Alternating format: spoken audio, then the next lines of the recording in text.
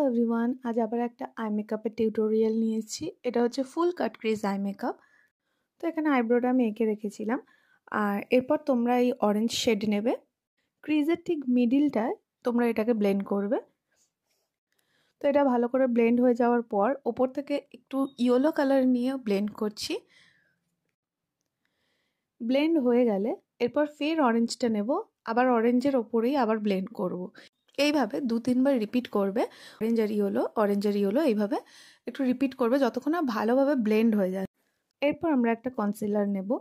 আমি প্রথমে মিডিল থেকে দাগ টেনেছি, তো তোমরা চাইলে একদম ইনার কর্নার থেকে শুরু করেই কাটাটা শুরু করবে। তো দেখো এইরকমভাবে ভালো করে কেটে নেবে।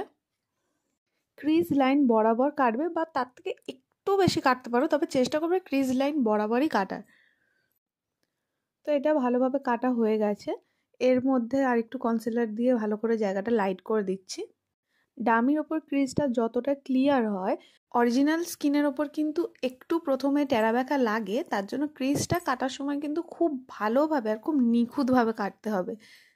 তো এবার আমি ব্লু কালারটা নিলাম। এবার ব্লু কালারটাকে প্রথমেই ক্রিজ বরাবর আস্তে আস্তে করে প্রেস করবে। এখানে কিন্তু ব্লেন্ড করবে না, এখানে জাস্ট ব্রাশে এরকমভাবে লাগাবে আর এইভাবে প্রেস করে দেবে। তারপরে ভালো করে পুরো জায়গাটা ফিল করে দেবে। এরকম প্রেস করে করেই কিন্তু ফিল করবে। ইনার কর্নারটা একটু হাইলাইটার অ্যাপ্লাই করে নিচ্ছি। এরপর আমি নিচে জেল লাইনার দিয়ে কাজলটা পরিয়ে দিচ্ছি। জেল লাইনার দিয়েই আইলাইনারের মতন করছি। এরপর আমি নর্মাল লিকুইড লাইনার ইউজ করছি। আসলে জেল লাইনারটা দিয়ে করতে গিয়ে আউটার কর্নারটা একটু নিচু হয়ে গেছে, এটা একটু উইং করতে হবে উপর দিকে।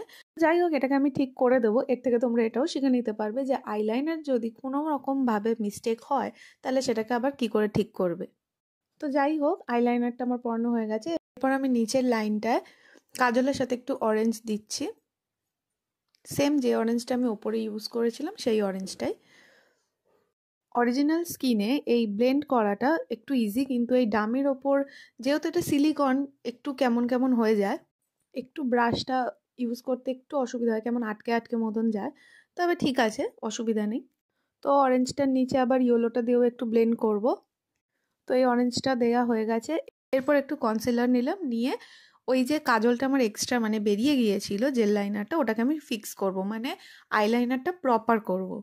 তো এই কনসিলারটা নিলাম, নিয়ে ঠিক এই আইলাইনারের একদম তলা থেকে সুন্দরভাবে লাইনের মতন করে এটাকে আমি কনসিলার দিয়ে ঢেকে দিচ্ছি, যেটুকুনি আমার এক্সট্রা ছিল।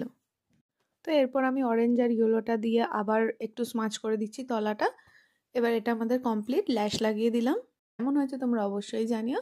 আর এরকম আরও ভিডিও দেখতে হলে আমার চ্যানেলটাকে অবশ্যই সাবস্ক্রাইব করে রেখো।